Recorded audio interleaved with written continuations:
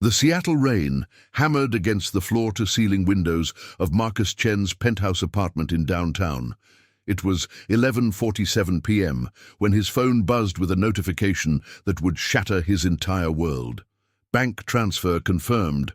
$5,000 to Sarah Mitchell's account.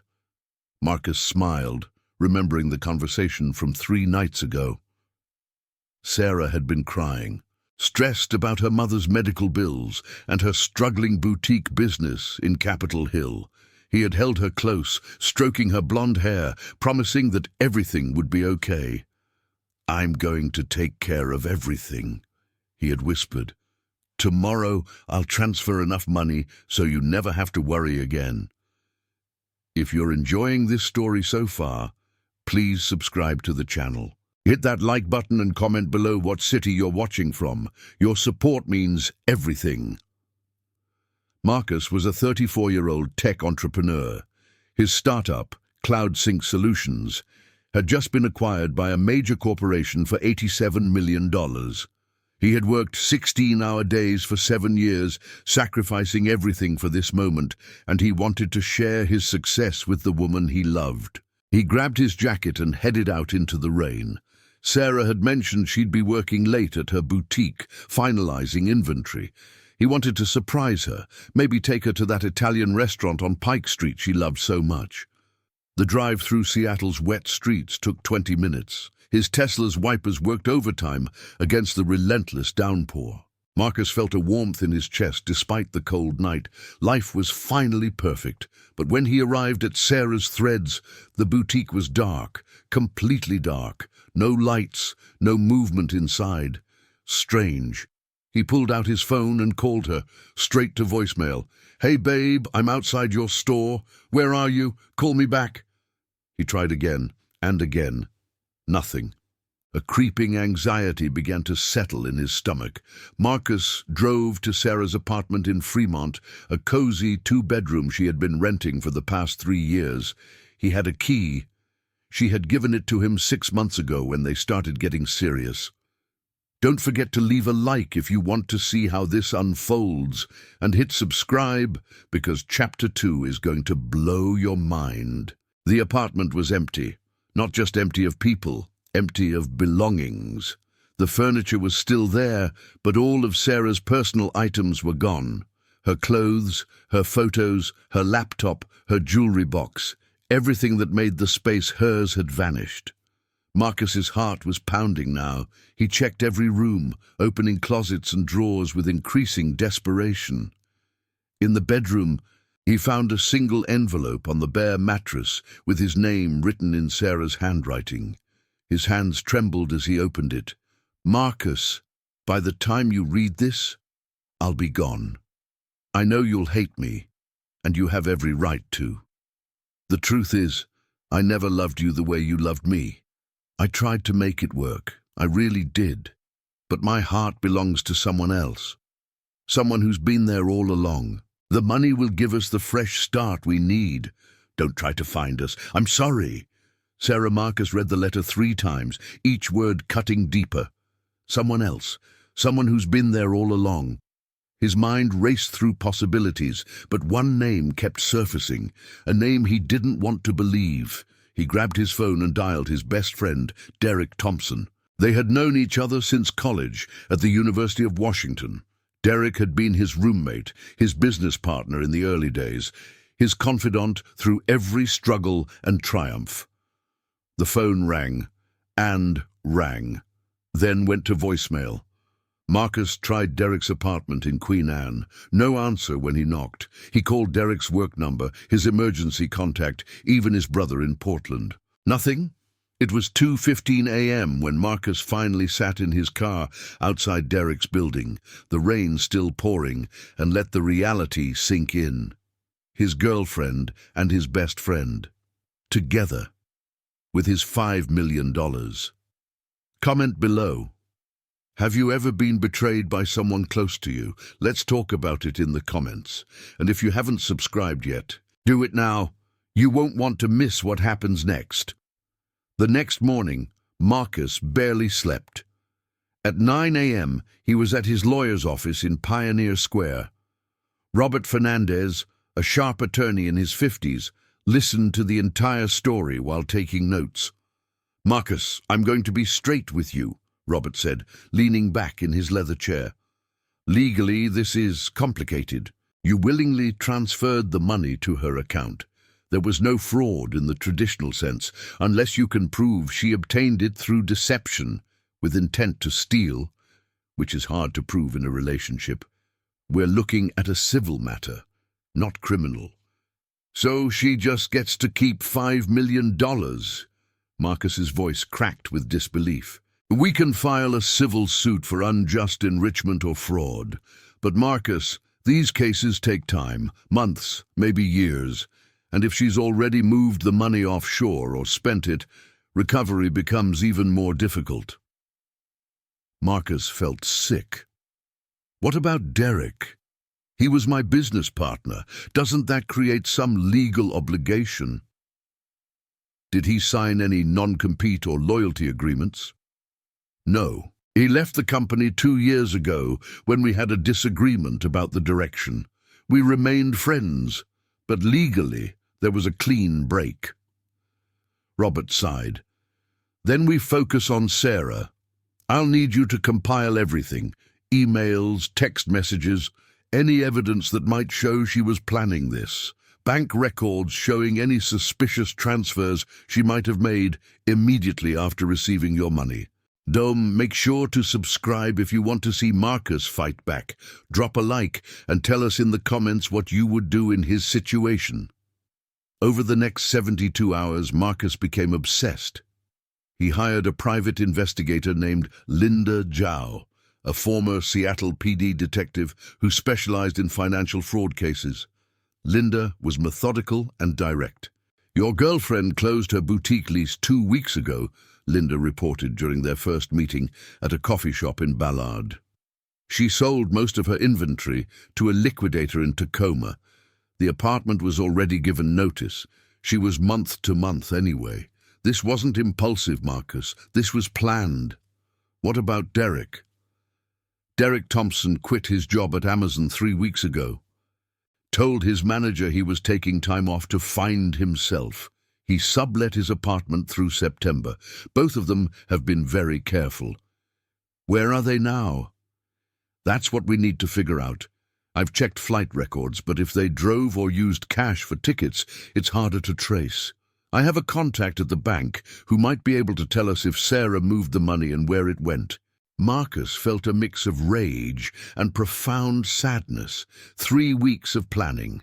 While he was working late, celebrating the acquisition, dreaming of their future together, Sarah and Derek were plotting his downfall. Hit that subscribe button if you're invested in this story. We're just getting started. And trust me, Chapter 2 will leave you speechless. 5 days after the betrayal, Linda called with news. "Marcus, the money trail leads to 3 different accounts. Sarah moved the $5 million within hours of receiving it. $2 million went to an offshore account in the Cayman Islands. $1.5 million went to a cryptocurrency exchange. The remaining $1.5 million was transferred to an account under Derek Thompson's name." "Can we freeze the accounts?" "We can try, but it'll require court orders, and by the time we get them, the money might be long gone. However, I did find something interesting. Sarah used her credit card 2 days ago at a gas station in Boise, Idaho. They're heading east, probably trying to get as far from Seattle as possible." Marcus made a decision that would change everything. "Linda, I want you to find them. I don't care what it costs. I need to look them in the eye and understand why. And I want every dollar back. Marcus, I have to advise you. Confronting them directly could complicate the legal case. I understand, but I can't move forward until I have answers. Real answers, not a cowardly letter." That night, Marcus stood on his penthouse balcony, looking out at the Seattle skyline. The Space Needle glowed in the distance, the same view he had shared with Sarah countless times. He had built his success through determination and persistence. Now he would apply those same qualities to getting justice. Please subscribe to the channel and hit the notification bell. Comment what city you're from and whether you think Marcus should confront them or let the lawyers handle it. Your engagement helps us bring you more content like this. His phone buzzed. A text from an unknown number. Stop looking for us. You'll never find us. And even if you do, the money's protected. Move on, Marcus. You're embarrassing yourself. It was Derek's number, just from a new SIM card. Marcus recognized the condescending tone immediately. He typed back, "See you soon." The hunt had begun. Chapter 2. The Chase. Marcus Chen didn't sleep that night. By 6 a.m., he was already on the road, driving his Tesla east on Interstate 90, leaving Seattle behind. Linda Zhao had texted him coordinates and a plan. Sarah's credit card had been used again, this time at a motel in Missoula, Montana. "They're not covering their tracks as well as they think," Linda had said during their 5 a.m. phone call. "Either they're getting careless or they don't believe you'll actually come after them." The drive through the Cascade Mountains was spectacular. Snow-capped peaks emerging through morning fog, dense forests of pine and fir. But Marcus saw none of it. His mind was locked on one thing: confrontation. If you're hooked on this story, smash that like button and subscribe. Tell us in the comments. Team Marcus, or do you think he should let it go? Your comments fuel our content. Missoula was 550 miles from Seattle. Marcus made it in just under 8 hours, stopping only once for a quick charge and a coffee that tasted like battery acid. By 2 p.m., he was parked outside the Sunset Lodge Motel, a tired-looking establishment on the outskirts of town with a flickering neon sign. Linda had confirmed they'd checked in under Derek's name, room 217. Marcus sat in his car for 10 minutes, hands gripping the steering wheel, trying to control the tsunami of emotions. Anger, betrayal, humiliation, but also something else. A desperate need for closure, for understanding how two people he trusted could destroy him so completely. He walked to room 217 and knocked. Hard. Silence. Then shuffling inside. The door cracked open, still chained, and Derek's face appeared in the gap. His former best friend looked tired, unshaven, with dark circles under his eyes. "Jesus Christ, Marcus!" "Open the door, Derek." "How did you open the door?" Derek hesitated, then closed the door to remove the chain. When it reopened, Marcus pushed inside. The motel room was small and depressing. 2 double beds with floral bedspreads that had seen better decades. Sarah sat on the far bed, her blonde hair pulled back in a messy ponytail, wearing sweatpants and a University of Washington hoodie. His hoodie, the one he'd given her. Don't forget to subscribe and leave a like. We're halfway through Chapter 2 and things are about to get intense. "Marcus." Sarah's voice was barely a whisper. She looked pale, frightened even. $5 million, Marcus said, his voice eerily calm. 7 years of my life. Everything I worked for. And this is what you do with it? Derek stepped forward, positioning himself between Marcus and Sarah. "Man, you need to leave. This isn't not going to happen, Derek. I drove 8 hours to hear the truth. The real truth, not whatever coward's explanation you left in that letter." Sarah stood up, her eyes welling with tears. "I'm sorry, Marcus. I really am. But I couldn't keep living a lie." "A lie? We were together for 2 years. You said you loved me. You talked about marriage, about kids. Was any of it real?" "Some of it was real," she said quietly. "I did care about you. But Derek and we have history. We were together before you even entered the picture." Marcus turned to Derek, the betrayal hitting a new level. "You dated her? When?" Derek looked away. "Junior year of college, before you two met. We broke up badly, and when she started dating you, I thought I was over it. But I wasn't. We weren't." Drop a comment telling us what you think of Derek's excuse. And hit that subscribe button if you want to see how this confrontation ends. So you've been lying to me for 2 years, both of you, while I trusted you, supported you, gave you everything. We tried to stay apart, Sarah said, tears streaming down her face. But 6 months ago we ran into each other at a coffee shop in Ballard. We started talking and everything came back. The feelings, the connection. It was like no time had passed. Marcus felt like he'd been punched in the gut. 6 months. You've been cheating on me for 6 months. I never wanted to hurt you, Sarah continued, but I couldn't ignore what I felt anymore. And when you said you were going to transfer the money, we saw it as a way out, a way to start over. You mean you saw it as a way to steal from me?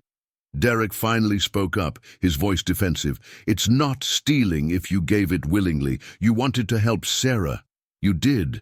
You're a good guy, Marcus, and you'll bounce back. You've got millions left from the acquisition. Marcus took a step toward Derek, his fists clenched. You were my best friend. We built that company together from my dorm room.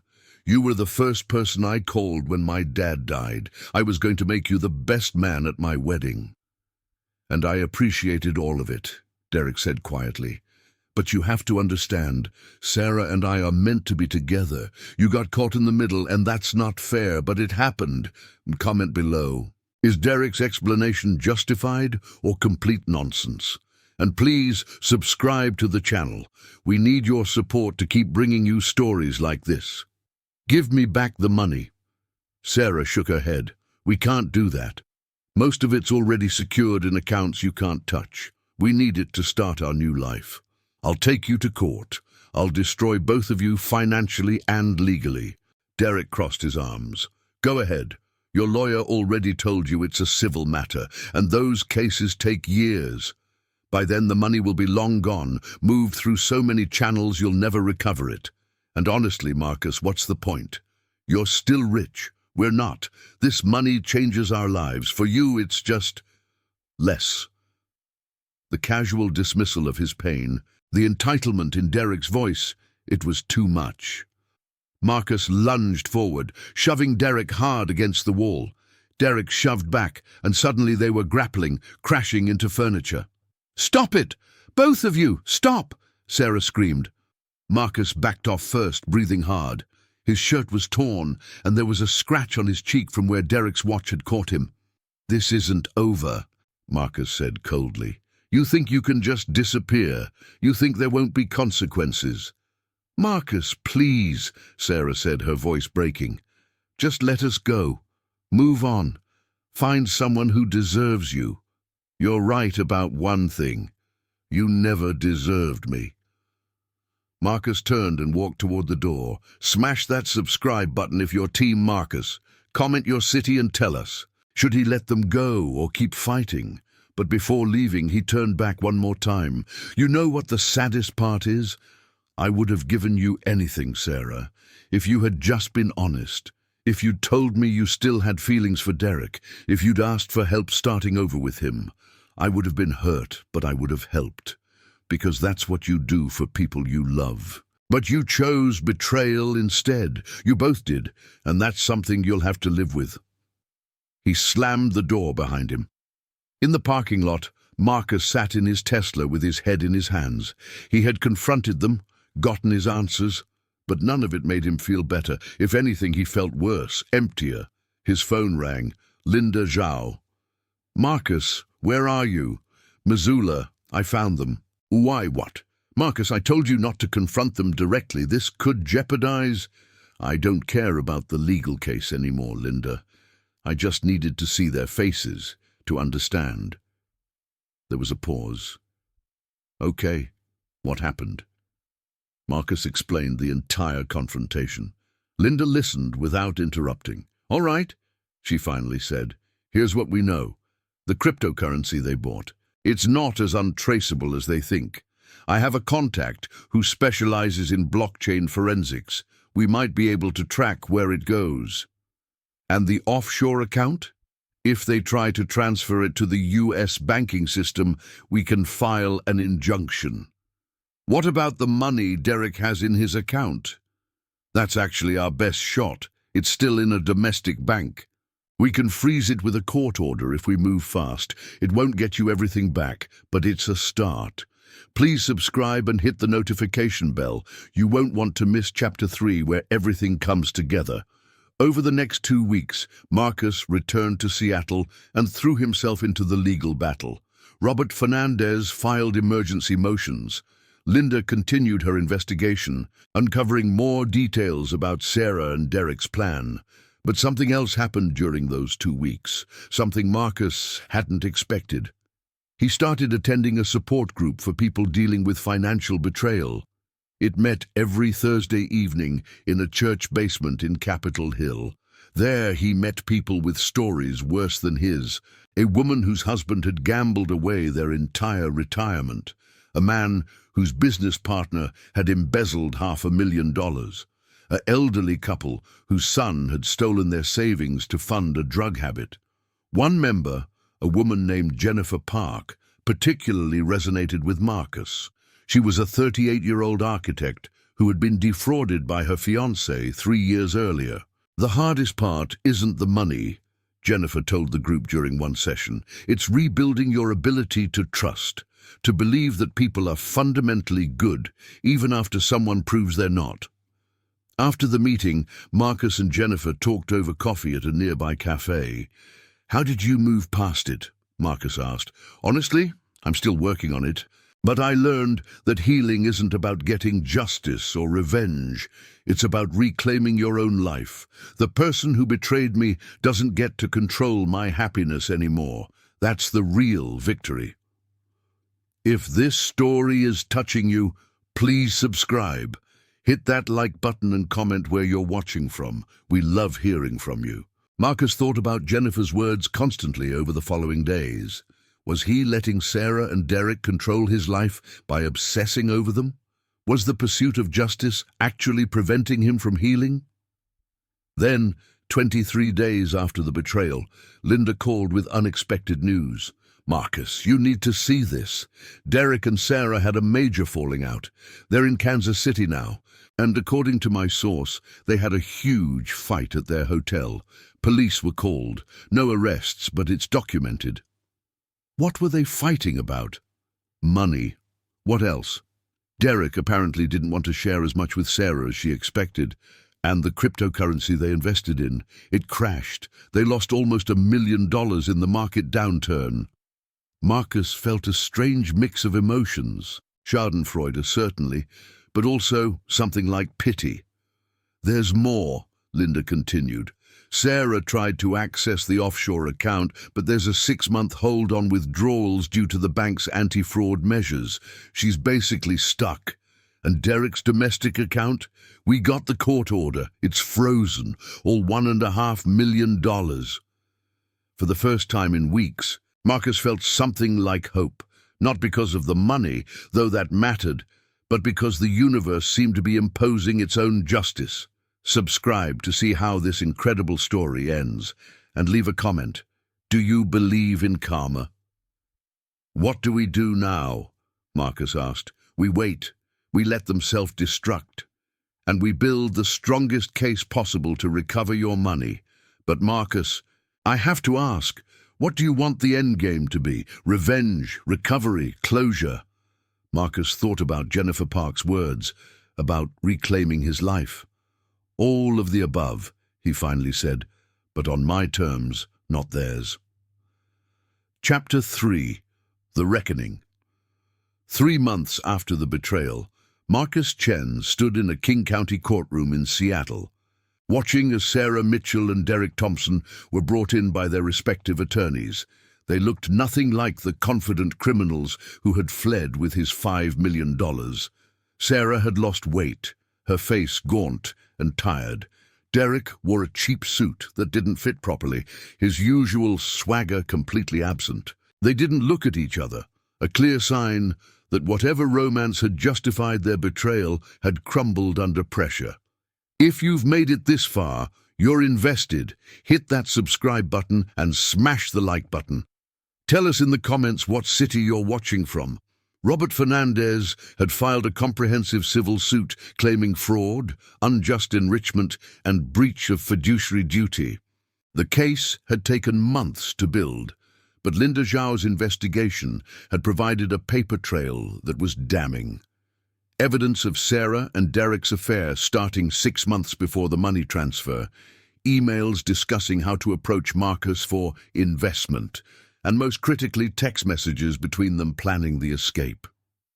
Judge Patricia Morrison, a no-nonsense woman in her 60s, reviewed the case file with sharp eyes. "This is quite a situation," Judge Morrison said, looking over her glasses at all parties. "Ms. Mitchell, Mr. Thompson, I've reviewed the evidence presented by the plaintiff. The pattern suggests premeditation and intent to defraud.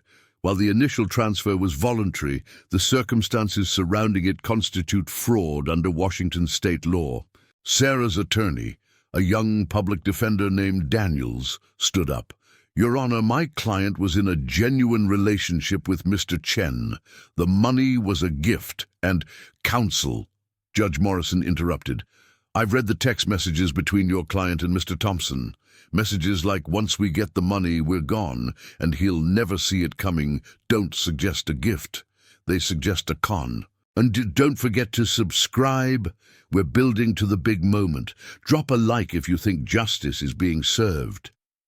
Derek's attorney, a tired-looking man named Stevens, tried a different approach. "Your Honor, my client did receive money from Ms. Mitchell, but he was unaware of any fraudulent intent. He believed this was a genuine separation and—" "Mr. Stevens," the judge cut in again, "your client was Mr. Chen's best friend for over 15 years. He was present during the sale of CloudSync Solutions. He knew exactly how much that money meant and what sacrifices Mr. Chen made to earn it. The court is not inclined to believe his ignorance." Marcus sat quietly with Robert, watching the proceedings unfold. He had prepared himself for a long legal battle, possibly years of appeals and motions. But Judge Morrison was cutting through the nonsense with surgical precision. "Here's what's going to happen," Judge Morrison declared.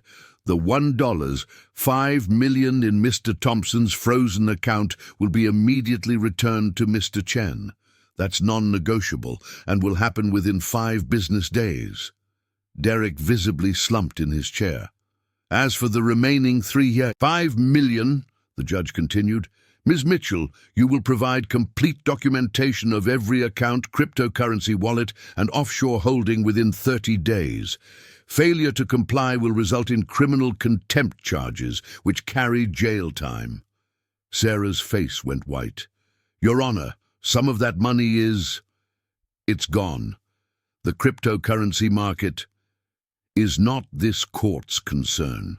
You made investment decisions with stolen money. Those losses are your problem, not Mr. Chen's. You will return every penny that still exists, and you will both be held jointly liable for the full $5 million plus interest and legal fees." Hit that subscribe button if you're cheering right now. Comment below, is this justice or should they face criminal charges too? The hearing lasted another hour, with both defendants trying various legal maneuvers, all of which Judge Morrison shut down efficiently. By the end, Sarah and Derek were ordered to make monthly payments for any amount they couldn't immediately return, with their wages garnished and assets seized if necessary. Outside the courtroom, Marcus finally felt a weight lifting. Robert shook his hand firmly. "That went better than I expected," Robert said. "Judge Morrison doesn't tolerate fraud. You'll get most of your money back, though it might take time for the pieces they've already spent or lost." "How much do you think I'll actually recover?"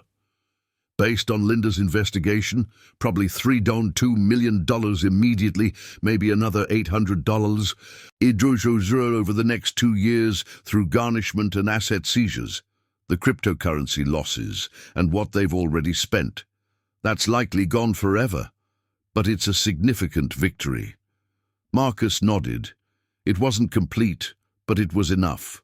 More importantly, They would both be paying for their betrayal for years to come. Please subscribe to support the channel, leave a like and tell us. Would you rather have the money back or see them face criminal charges? As Marcus walked to his car, he heard a voice behind him. "Marcus, wait." He turned to see Sarah, standing alone on the courthouse steps. Her attorney had left, and Derek was nowhere to be seen. "Can we talk, just for a minute?" Every instinct told Marcus to walk away, but curiosity won. "You have 1 minute." Sarah wrapped her arms around herself, looking smaller than he remembered. "I know you'll never forgive me. I don't expect you to, but I need you to know that I really did care about you. What Derek and I did was terrible, and we're paying for it. We've destroyed our relationship, our reputations, our futures. The money is gone, our plans fell apart, and we can't even stand to be in the same room anymore. Is that supposed to make me feel better? No. I just wanted you to know that we didn't get our happy ending either. Karma is real." Marcus studied her face, looking for the woman he thought he loved. She was still beautiful, but there was a hardness in her eyes now, a consequence of her choices.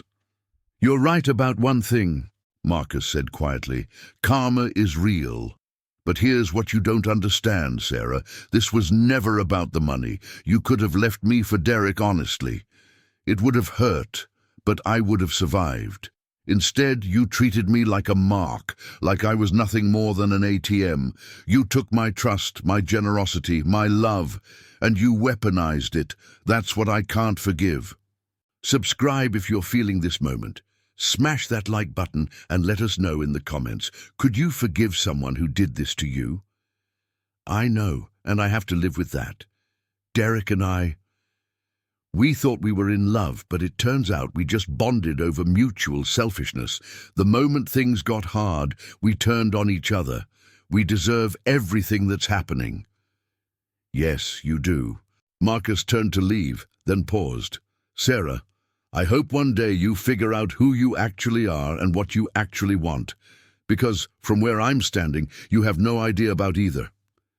He walked away without looking back. 3 months after the court hearing, 6 months after the initial betrayal, Marcus was rebuilding his life in ways he never expected. The $3.2 million had been returned, just as Judge Morrison ordered. Legal fees had eaten into it, but Marcus still had his original wealth from the CloudSync acquisition. Financially, he would be fine, but the real changes were internal. Marcus had continued attending the support group where he'd formed genuine friendships with people who understood betrayal on a deep level. Jennifer Park had become a close friend. They had coffee every week, sharing their healing journeys. I'm thinking about starting a foundation, Marcus told Jennifer one rainy Saturday afternoon at their usual cafe in Capitol Hill. For people who've been financially defrauded by people they trusted, legal support, counseling, resources. I want something good to come from this nightmare. Jennifer smiled. That's beautiful, Marcus. You're turning your pain into purpose. Someone once told me that healing means reclaiming your own life. I'm trying. If this story has moved you, please subscribe to the channel. We need your support. Hit that like button and comment what city you're watching from. Your engagement means everything. Marcus also reconnected with old friends he'd neglected during his relationship with Sarah, his college roommate from freshman year, his cousin in Portland, former colleagues from the startup days. He realized that in focusing so much on Sarah and Derek, he'd allowed other relationships to atrophy. Most surprisingly, Marcus started volunteering at a financial literacy program for underprivileged youth in South Seattle. Teaching kids about money management, investing, and entrepreneurship gave him a sense of purpose that chasing Sarah and Derek never could. Mr. Chen, how did you know your business idea would work? A 16-year-old student named Jamal asked during one class. I didn't know, Marcus admitted. I had hope, and I worked harder than I thought possible, but I also had help, mentors, friends, people who believed in me. Success isn't a solo journey, even though it sometimes feels that way. What about when people betray you? How do you trust again? The question caught Marcus off guard, but he answered honestly. You start small, you test the waters, and you remember that one person's betrayal doesn't define everyone else. Most people are good. I have to believe that, or the ones who hurt me win. Drop a comment. Do you think Marcus is handling this the right way? And please, subscribe to the channel, hit that notification bell. One evening, Marcus's phone buzzed with a message from an unknown number. His heart skipped. Was it Derek or Sarah again? But it was Linda Zhao. Thought you'd want to know. Sarah filed for bankruptcy last week. She spent the remaining money on legal fees and bad investments. She's moved back in with her parents in Spokane. Derek is working at a call center in Kansas City. Both their credit scores are destroyed. Marcus stared at the message for a long time. A year ago, this news would have filled him with vindictive satisfaction. Now he just felt empty about it. Their downfall didn't undo what they'd done, and it didn't make his healing journey any easier. He typed back, "Thanks for the update. I'm closing this chapter now. Send me your final invoice and let's be done with this." Linda responded immediately. "You're a good man, Marcus. Most people would want to twist the knife. Take care of yourself." 1 year after the betrayal, Marcus stood on the same penthouse balcony where his nightmare had begun. The Seattle skyline sparkled in the evening light, the Space Needle a familiar silhouette against the darkening sky. His phone rang. Jennifer Park. "Hey Marcus, we're meeting at the community center tonight for the support group. You coming?" "Actually, I was thinking I might not need the group anymore. I feel like I've moved past it." "That's amazing." Jennifer's enthusiasm was genuine. "Though I'll miss our talks. Maybe we can still do coffee." "Definitely. And Jennifer, thank you. You helped me understand that healing isn't about them, it's about me." After hanging up, Marcus reflected on the past year. He had lost $1.8 million permanently, the amount Sarah and Derek had squandered or lost through their incompetence. He had lost a girlfriend and a best friend, but he had gained something more valuable: perspective. If you've stayed until the end, you're amazing. Please subscribe to the channel, smash that like button, comment your city, and tell us, what did you learn from Marcus's story? The Chen Foundation for Financial Justice was now a real organization, with 3 full-time staff members and partnerships with legal aid societies across Washington state. They had already helped 19 people fight back against financial betrayal, winning 4 significant court cases. Marcus had also started dating again, cautiously, carefully, but genuinely. He met a woman named Priya, a doctor at Seattle Children's Hospital, through a mutual friend. They had gone on 5 dates, and while Marcus was taking things slow, he felt something authentic developing, something built on honesty rather than deception. One night, Priya asked him about his past, about why he seemed so cautious about commitment. Marcus told her everything. Sarah, Derek, the $5 million, the betrayal, the recovery. Priya listened without judgment. "I'm glad you told me," she said, reaching across the table to hold his hand. "Thank you for being honest. And Marcus, I'm not Sarah. I'm not here for your money or your success. I'm here because I like who you are, the person you've become through everything you've survived." Those words meant more to Marcus than $5 million ever could. Please, if this story touched your heart, subscribe to the channel. We need your support. Leave a like, comment your thoughts, and tell us where you're watching from. Epilogue. 2 years after the betrayal, Marcus received a letter in the mail. It was from Derek. "Marcus, I don't expect you to read this, and I definitely don't expect forgiveness. But I wanted you to know that you were right about everything. Sarah and I weren't in love. We were just selfish. The money destroyed us faster than you could imagine. We turned on each other, blamed each other, and ultimately realized that what we'd sacrificed, your friendship, your trust, our integrity, was worth infinitely more than $5 million. I'm working a normal job now, and paying back what I owe through garnishment. It'll take me another decade to clear the debt. Sarah is back in Spokane, trying to rebuild her life from nothing. We haven't spoken in over a year. I don't know if you'll ever understand. Tentar novamente esta resposta foi pausada porque Claude atingiu seu limite máximo de caracteres para uma mensagem. Clique em continuar para que Claude prossiga. Continue. I don't know if you'll ever understand why we did it. Honestly, I don't fully understand it myself. We convinced ourselves we deserved that money, that we deserved happiness at any cost. We were wrong. I heard about your foundation, about the people you're helping. That's the Marcus I remember, turning pain into purpose. I always admired that about you, even when I was betraying you. I'm not asking for forgiveness. I just wanted you to know that you were the better man then, and you're the better man now. I hope you've found peace. Derek Marcus read the letter twice, then filed it away in a drawer. It didn't change anything, but somehow it felt like the final punctuation mark on a chapter of his life that was truly closed.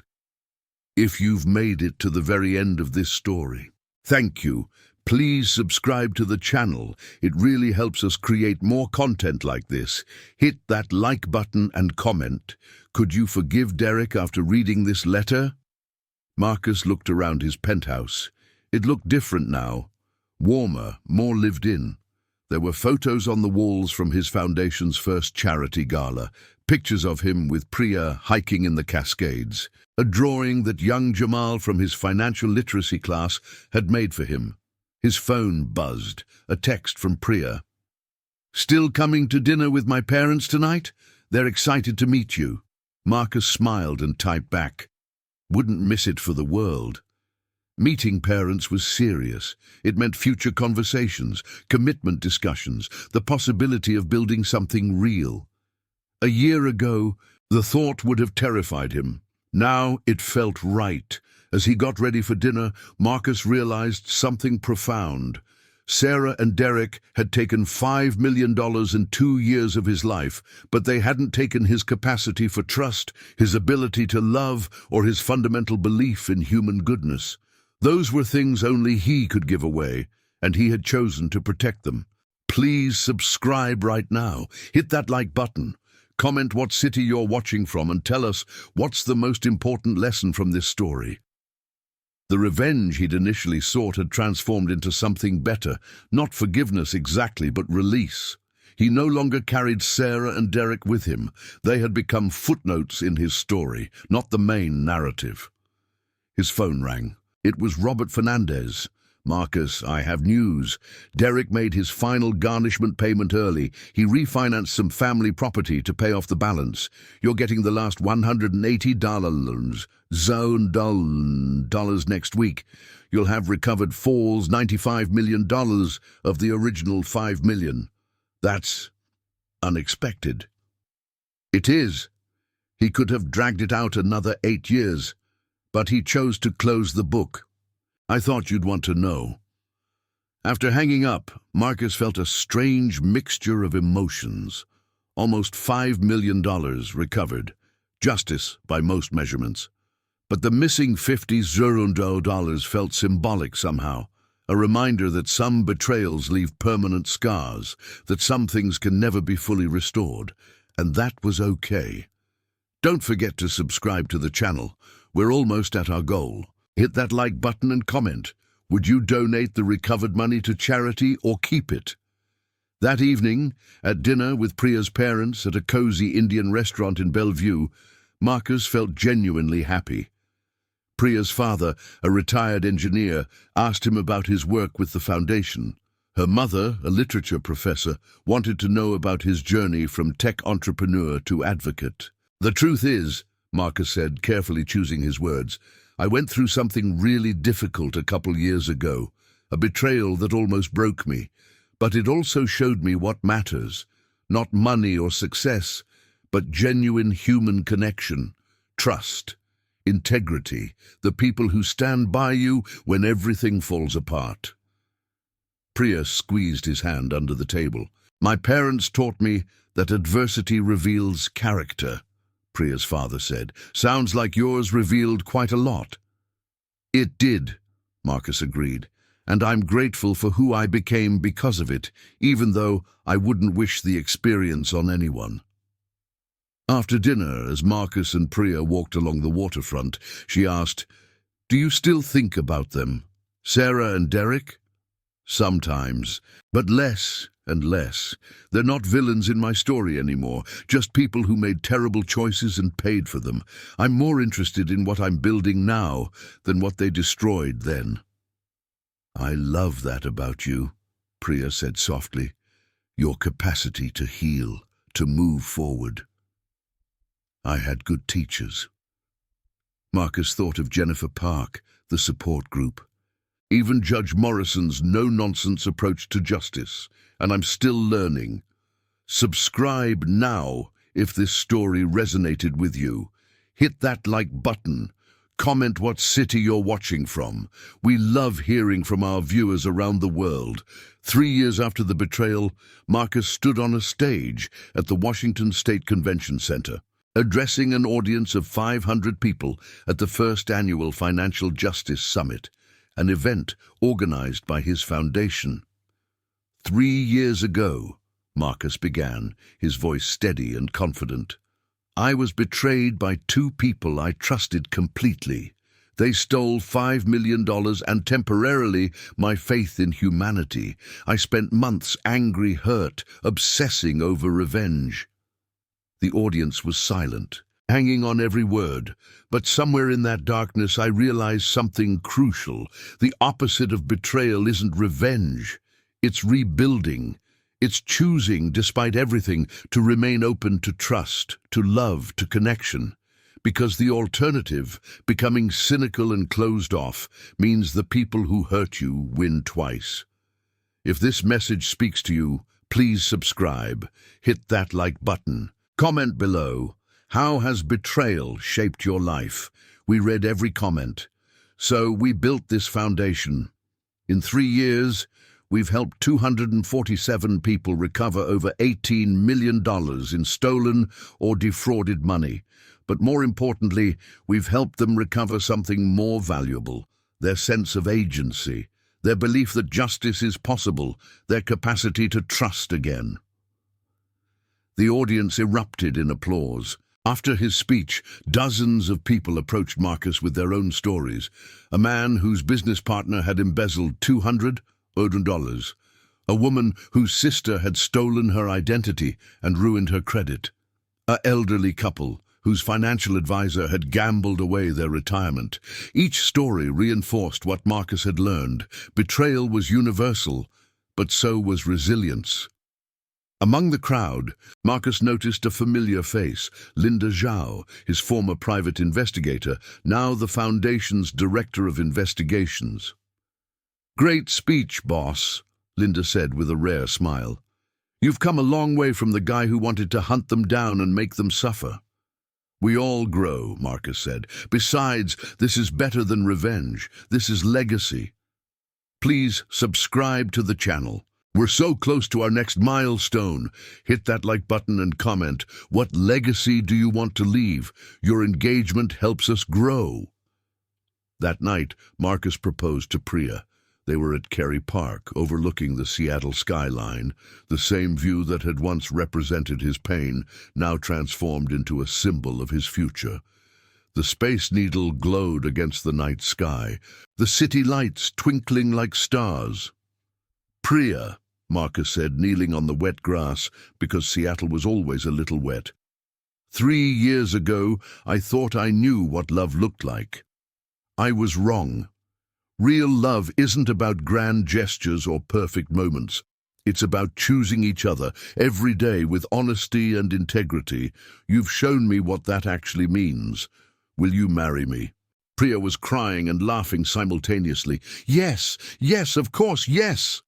As they embraced, Marcus felt the final piece of his healing click into place. He had recovered his money, his sense of justice, his capacity to trust, and now his ability to build a future with someone worthy of it. If you've been with us this whole journey, thank you. Please subscribe. Hit that like button. Comment where you're watching from and whether you saw this ending coming.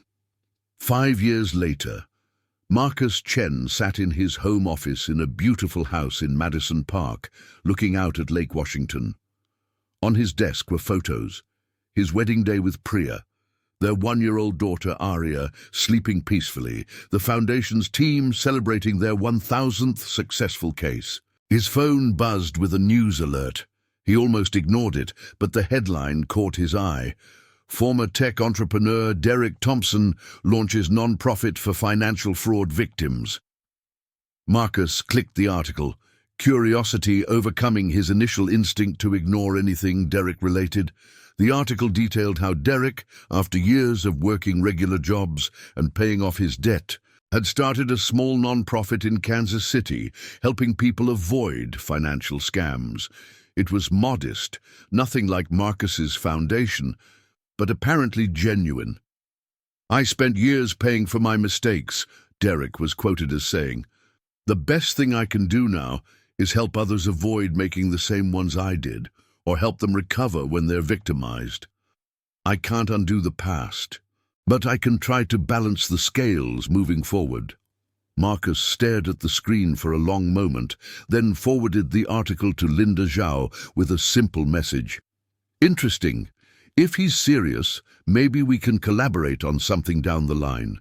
People deserve second chances, even people like Derek." Linda's response came quickly. "You're a better man than I am, boss. Subscribe if you believe in second chances. Hit that like button. Comment.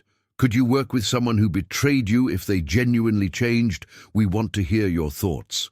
That evening, as Marcus fed his daughter while Priya finished her shift at the hospital, he reflected on the unexpected arc his life had taken. The betrayal that had nearly destroyed him had instead revealed his true character and purpose. He had turned $5 million of pain into a foundation that had recovered over $100 million for victims of financial fraud. He had transformed his suffering into a marriage built on absolute honesty and trust. He had created a legacy that would outlive the betrayal. Sarah Mitchell was still in Spokane, according to Linda's occasional updates. She worked at a local bookstore and lived quietly. She had never remarried, never rebuilt her boutique dreams. The $5 million had been her one shot at something extraordinary, and she had squandered it spectacularly. Marcus felt no satisfaction in her struggles, but no pity either. She had made her choices, just as he had made his. "What are you thinking about?" Priya asked, sitting down beside him with a cup of tea. "How grateful I am," Marcus said simply. "For you, for Arya, for this life, even for what Sarah and Derek did, in a weird way. Because if it hadn't happened, I wouldn't be who I am today." "That's very zen of you," Priya teased gently. "I'm serious. The betrayal forced me to rebuild myself from the ground up, to examine what actually matters, to create something meaningful from something horrible. I'm a better person now than I was 5 years ago." If this story has inspired you, please subscribe. Hit that like button, comment what city you're watching from. Tell us, what's the biggest lesson you've learned from hardship? Priya kissed his forehead. "You were always a good person, Marcus. You just didn't know how strong you were until you had to be." 10 years later. The final chapter of this story came a decade after the initial betrayal, on a rainy afternoon in Seattle, because some things never change, and Seattle weather is one of them. Marcus received a letter from Sarah Mitchell, not through a lawyer this time, but directly to his foundation's office. Linda Zhao brought it to him during a board meeting.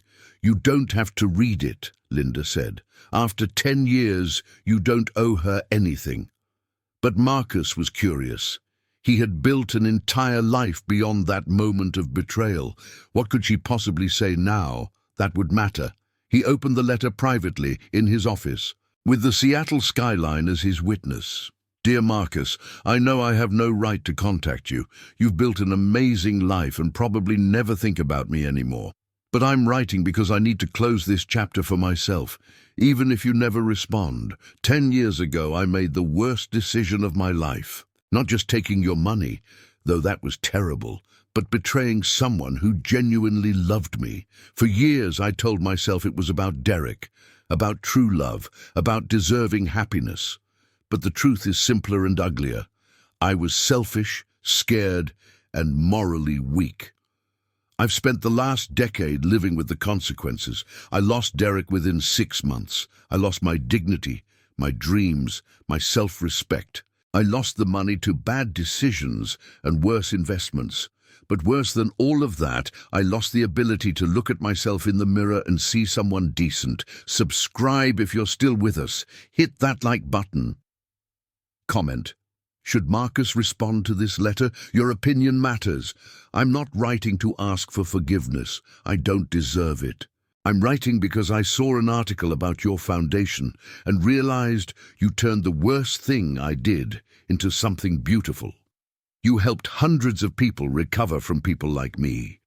That's who you always were. Someone who builds instead of destroys. I hope you're happy, Marcus. I genuinely do. You deserve everything good that's come your way. I'm working on becoming a better person. It's slow, unglamorous work. Therapy, making amends where possible, living with integrity even when it costs me. I'll never be who you thought I was when we were together. But maybe I can become someone I don't despise. Thank you for the gift you never intended to give me, the example of what real strength and character look like. I'll spend the rest of my life trying to measure up to the man I betrayed. With genuine remorse, Sarah Marcus read the letter 3 times. There was no manipulation in it, no hidden agenda, just the raw honesty of someone who had spent a decade with their demons and emerged changed. He thought about responding. He drafted several versions, some cold, some generous, some philosophical. But ultimately, he filed the letter away without replying. Not because he was still angry, not because he couldn't forgive, but because he had moved so far beyond that chapter of his life that engaging with it felt unnecessary. Sarah's journey toward redemption was her own path to walk. He had already walked his. Please subscribe to the channel. We're building a community here. Hit that like button and comment what city you're watching from. Thank you for being part of this journey. That evening, Marcus attended his daughter Aria's 5th grade science fair. She had built a volcano, classic, and was explaining the chemical reaction to anyone who would listen. Priya stood beside him, pregnant with their 2nd child, a boy they would name Atlas. "Dad, did you see my volcano?" Aria called out excitedly. "I did. It's incredible, sweetheart." As he watched his daughter beam with pride, Marcus realized the final truth about his story. The $5 million had never been the point. Sarah and Derek had taken his money, but they couldn't take his capacity to love, to build, to become the father, husband, and leader he was always meant to be. They had tried to destroy him. Instead, they had refined him. If this story moved you, touched you, or changed your perspective, please subscribe. Hit that like button one more time. Comment below with the biggest lesson you're taking away from Marcus's journey. That night, tucked into bed with his daughter asleep down the hall, and his wife beside him, Marcus reflected on the decade-long journey from betrayal to peace. He had recovered $4, 95 million of his original $5 million. He had built a foundation that had helped thousands. He had found real love with Priya. He had become a father, a leader, a man of integrity, but most importantly, he had proven that betrayal, no matter how deep, doesn't have to define you. You can choose to let it refine you instead. The $5 million had been an expensive lesson, but it taught him everything that truly mattered. Trust is earned, character is tested through adversity, and the best revenge is a life well lived. Marcus Chen closed his eyes, finally and completely at peace. The story of the betrayal was over. The story of his life was just beginning.